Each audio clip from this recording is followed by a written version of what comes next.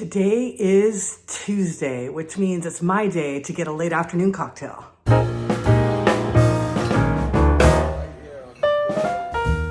Today I'm going to be talking about weekly sprints, your DMO, and peppering your schedule with little tastes of pleasure. I'm Camille Scott with Creating Zeno, and this is my channel dedicated to documenting my journey as I go through an affiliate course with Entre Institute. One of the most important things that you can do as you're changing your mindset from being an employee to becoming an entrepreneur is to use a weekly sprint and a daily schedule. Now, when you're setting this weekly sprint, it's okay to be ambitious. It's okay to make a list of all these lofty goals that you want to finish this week. But it's important to be able to pivot, because sometimes you'll come to one of those goals, you'll start attacking the task and realize that it entails a lot more than you expected. So in that case, you might not be able to finish everything that was on your list, or you might even change courses a little bit. But that's okay, because you're still making progress. The other thing that you want to consider is, what is your DMO? What is your daily mode of operation? So there are certain things that you want to make sure that you're doing every day. And for everybody, it's going to be a little bit different. So for me, pretty much rain or shine, I'm getting in the ocean. That's really important to me. I'm also going to be producing a video and posting it every day. I cannot go to bed, or I cannot go to sleep until I've finished doing that. But there are a few things that I'm struggling with incorporating into my schedule. One of them is getting up early. I really want to start getting up at 5 in the morning. At Entre, Dan Martin suggests using this book called Miracle Morning.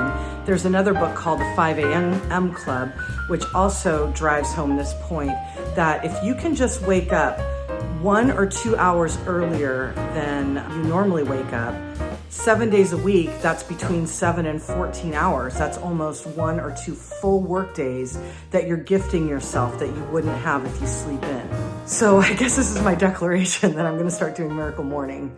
I started reading it and I'm getting the concept, but I really need to implement it, because if you don't do it, it just doesn't get done. The last thing that you want to take into consideration is to sprinkle your schedule with little bits of pleasure. And yes, you might have to actually schedule those things in, because as you get on a roll, you end up overlooking things that really are important to your own self-care.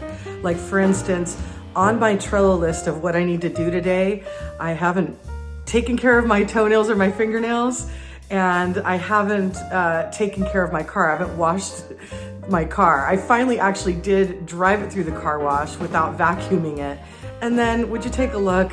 Birds went ahead and did this all over it just the next day. But those kinds of self-care items are really, really important in order to keep you going. Now, one thing that is an absolute must for me is every Tuesday, I go on a date with myself that I never break. I treat myself to a cocktail at my favorite spot, Cafe Fiore. I just love this little place because it is so warm and friendly.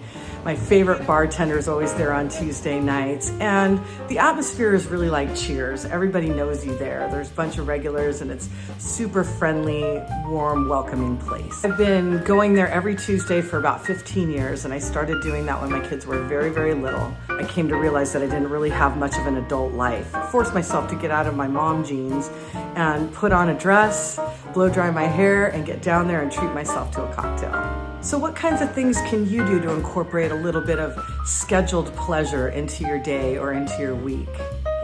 I always swim, and today is no exception. It wasn't very sunny out, but it was in the low 60s, and so it was quite pleasant, and here's the clip.